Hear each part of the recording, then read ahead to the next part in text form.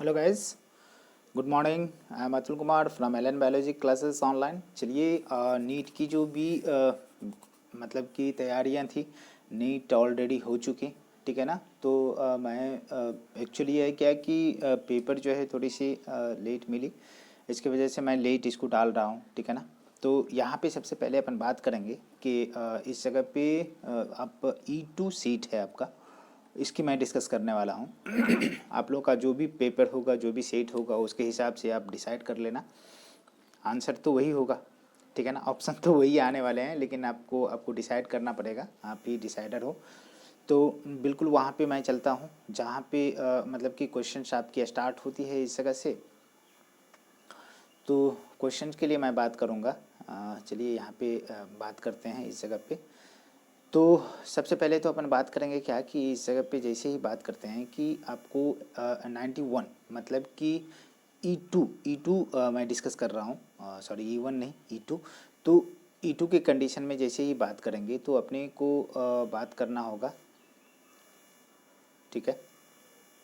यहाँ पे अपन बात करेंगे E2 के लिए।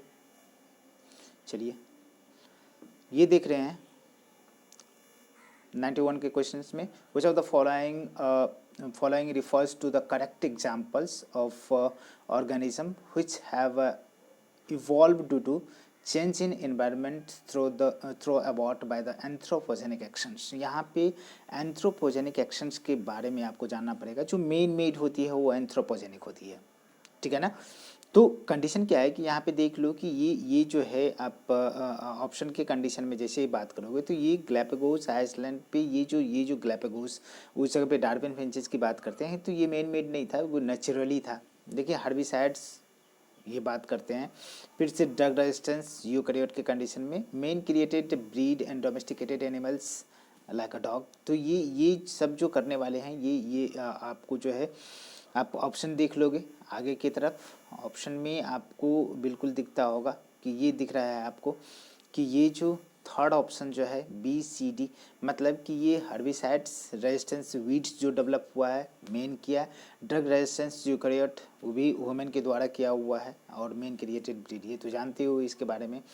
अब नीचे की तरफ आपके क्वेश्चंस आते हैं, तो क्वेश्चन के कंडीशन में जैसे ही आप बात करोगे तो 92 क्वेश्चंस, 92 के कंडीशन में मैच, मतलब कि ये आपको अक्सर जो है देखने को मिला है। बेटा आप इस पे नज़रअंदाज नहीं करना, इस चीज़ों को आपको जो है बहुत पहले से ये मैंने बताया था कि यदि असर्शन रीजन नहीं आने वाला क्वेश्चन है तो आपको क्या आता है, मैच द फॉलोइंग ऑप्शंस। तो ये उसकी जगह पे आपको ये दिया गया है, तो आप लोग टेंशन मत लीजिए, मतलब कि वही मतलब कि एक में 4 क्वेश्चंस, ठीक है।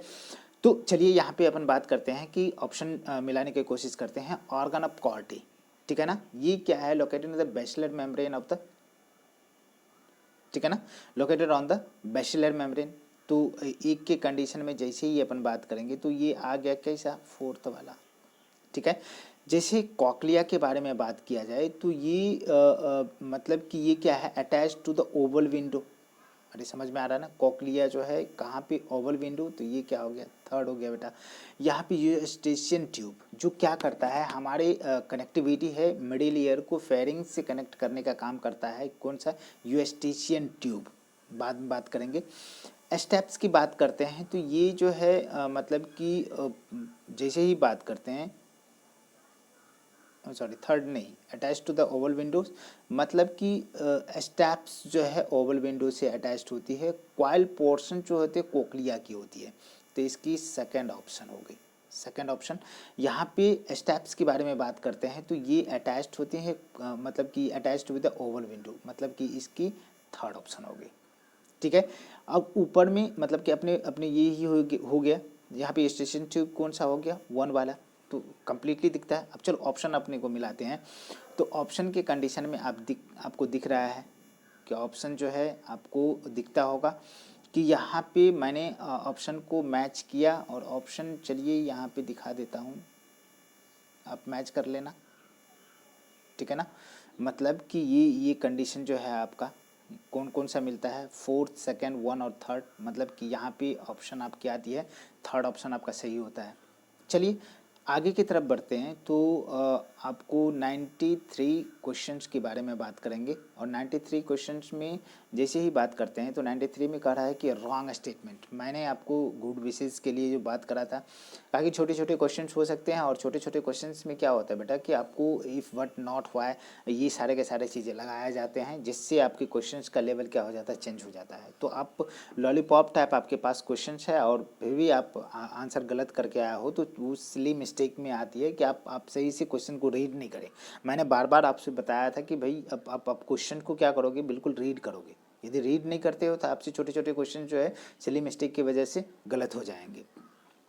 तो यहाँ पे अपन बात करते हैं, मैं रैपिड फायर में कर देता हूँ, जो भी बोर्ड पे अपना करना होगा, जिसको मतलब कि रेकमेंड करोगे कि ये सर मेरे को चाहिए डिटेल, तो मैं बोर्ड पे आकर के इसको डिस्कस करूँगा।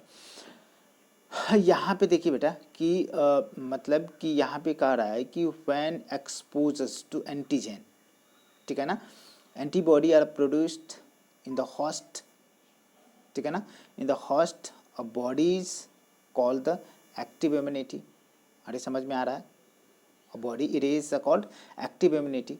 मतलब कि ये हमें जानना है कि रॉन्ग स्टेटमेंट क्या है। बिल्कुल सही दिख रहा है। तो कंडीशन क्या है कि जैसे ही अपन बात करेंगे 93 के केस में, 93 में जो बात करते हैं तो अपने को 93 के कंडीशन में अपन जैसे ही बात करेंगे 93 में, तो 93 के केस में भी अपने को दिखता है कि यहाँ पे दूसरा स्टेटमेंट के बारे में बात करो कि readymade antibody are directly given, passive immunity बिल्कुल सही है।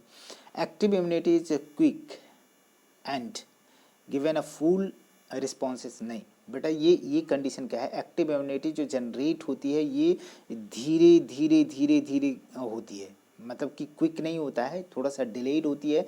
तो हमें रॉन्ग स्टेटमेंट सेलेक्ट करना था, तो थर्ड ऑप्शन आ गए। चलिए अब आगे की तरफ बात करते हैं, 94 की बात करते हैं, 94 की बात करते हैं। तो आ जाइए यहाँ पे 94 में अपन बात करेंगे। 94 आ जाइए बेटा 94 में। तो 94 का क्या क्राइटेरिया है, 94 में आपको बात किया है कि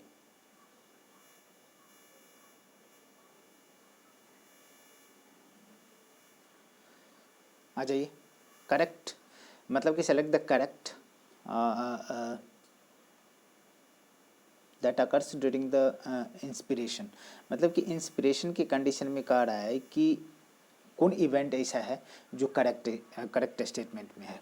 तो यहाँ पे कह रहा है कि ये क्या करेगा, इंस्पिरेशन, जब अपन सांस लेते, सांस लिए तो उस कंडीशन में क्या क्या होता, क्या क्या कंडीशन में मैं बात करता हूँ कि contractions of the diaphragm, contractions of external intercostal muscles, pulmonary volume decrease होता है, ठीक है ना, इंट्रा पल्मोनरी प्रेशर इंक्रीज होता है। तो ये क्या लगता है, इंट्रा पल्मोनरी प्रेशर यदि इंक्रीज करेगा तो अपन इंस्पिरेशन करेंगे क्या, नहीं करेंगे।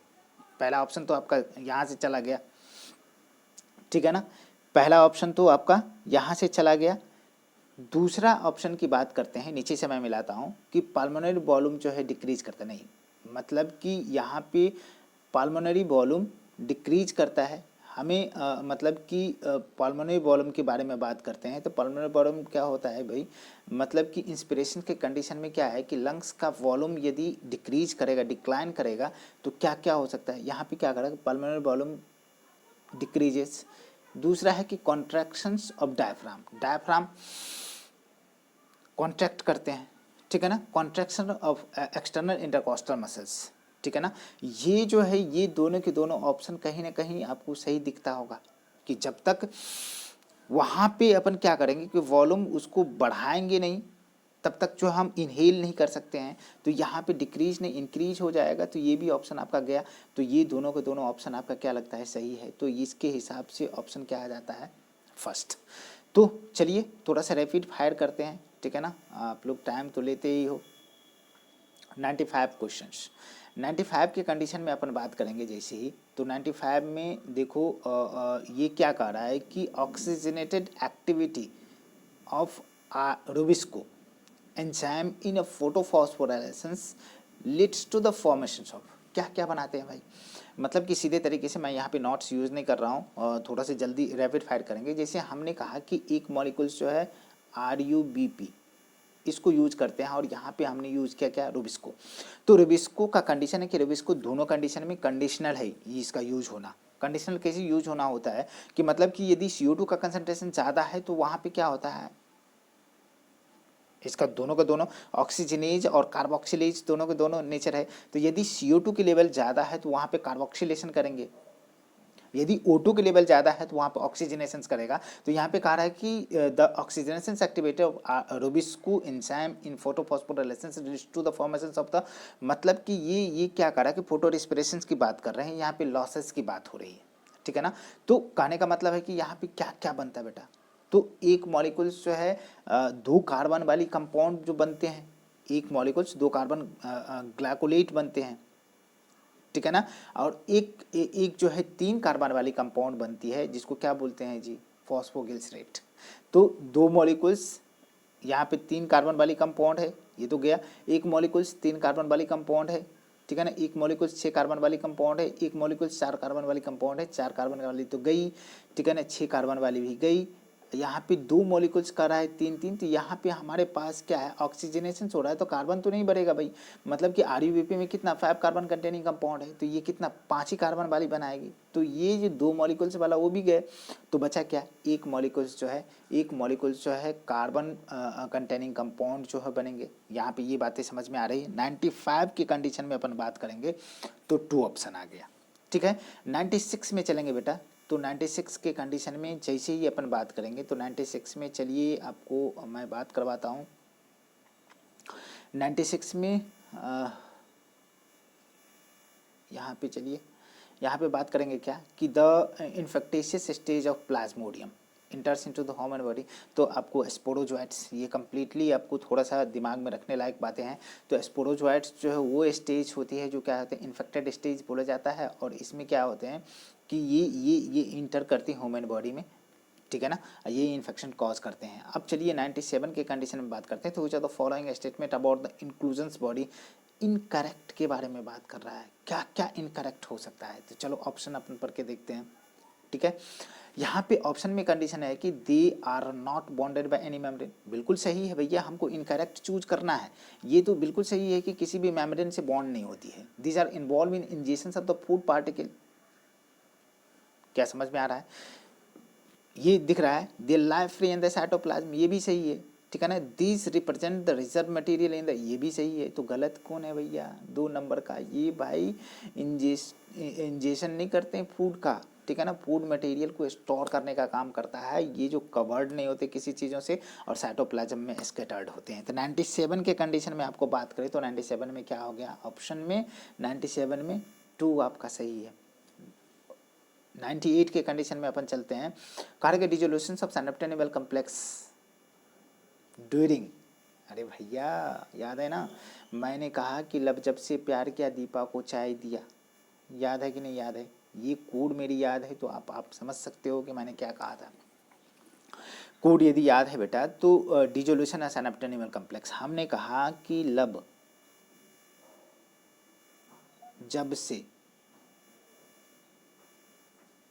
ठीक है ना,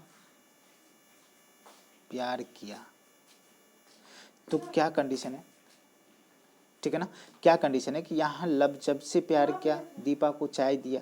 तो ये सबसे पहले अपन बात करेंगे डिसोल्यूशन ऑफ साइनोप्टेनिमल कॉम्प्लेक्स। तो देखो ये कंडीशन जो है आपका सबसे पहला कंडीशन कि पैकेटीन स्टेज में रिकॉम्बिनेशन होता था और क्रॉसिंग ओवर होती है।